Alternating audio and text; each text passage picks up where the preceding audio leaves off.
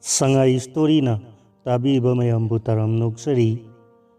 Sana olhan bangamba khut wari masa si miyam da kudol tamjari taminarasi. Ningthau amagi wari ni. Ningthau ado yamna mihau saurami. Mahaki apambagi ngamkai lairamde. Mahaki sana marang kaina lairami adubu mahaknadi madudagi henna pamlamni. Ayamba matamda paiduna thamliba sana singado masing thiduna lairami. Noong masadu ama mahaki konungda laklaga ningthau aduda hairami.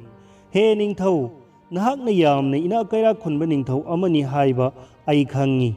Adubu maduna nahakku nungaiba mapung fahande haibasu khangi. Nahakna malayam asigi khwaidagi nungaiba mi ama oinabagi damakta kari tauba pami. Mado aina piba ngamgani. Ningthau aduna khalami karigumba mahaki haujik lairiba sanasing asidagi hena yamna lairabadi mahak soidana nungaigani. Mahakna khumlaklami aina hek sokpa khudingmak sana olhanba ngamlabadi aihak yamna nungaigani. Nahak soidrabara sadu aduna hanglaklami. Ningthau aduna khudakta khumlami soidre. Sadu aduna makhatana hairai fare adudi hayeng numit hek thorakpa matamdagi nahakna hek sokpa khudingmak sana olagani. Yari ko ningthau ado nungaibana ahing mi kapla amu fauba tumlamde. Yamna ngaingamdana numit thokpa ngairami.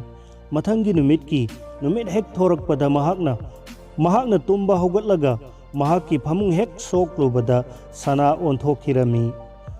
Mahakna mathanta sonjarami kayada nungairaba aihakna sokpa khudingmak sana olagadaba. Aihak malayam sigi khwaidagi ina khunba nungaiba misak ado oiragani. Mahakna mahaki angakpa sakti ase mahaki nungsirabi maharani amadi amata ngairabi masanupida utpa pamlami. Mahakna mado ayuki sara walaga utlage khalladuna sangom glass amaga haira kharaga puraknaba manai masan sing aduda yathang tautharami.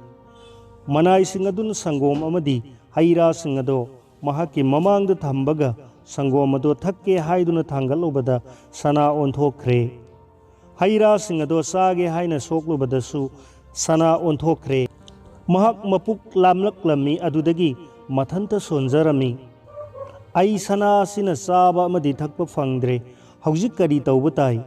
Mahakna lausing ado puthoktuna mahaki maharani bu kauraga mangonda sangom amadi haira innanaba hairami. Adubu mahaki nungsijaraba maharani ado mahakni hek thengluba mikupta fajaraba sanagi murti ama onduna mamangda sap leptuna laithokre. Khudak aduda mahaki nungsijaraba masanupi adusu taphing chensilakpada lairamliba phibam aduda pakhatkiduna mapagi manakta chensilubada mapana hek kolubadagi sanagi murti ama onthokre. Ningthau upai laitre o khongna kaptuna sadu adubu kauduna mahakpo awaba adudagi kanbinanaba lauduna lairami. Tanja aduda sadu ado laklaga nahakna sokpa khudingmak sana olaba matungda nahak malayam asigi khwaidagi nungaiba misak haibado oirabra hanglami. Ningthauna mahak haujik khwaidagi waba misak oire haijabaga loinana sadu adugi makhongda turaga haijarami. Aihak kari amata pamjadre aigi laijariba sana lupa lan thum pumnamak thadokjarage. Aihakki sanagi murti onkraba nupi amadi sanupi amuk hanna phanghanbiro.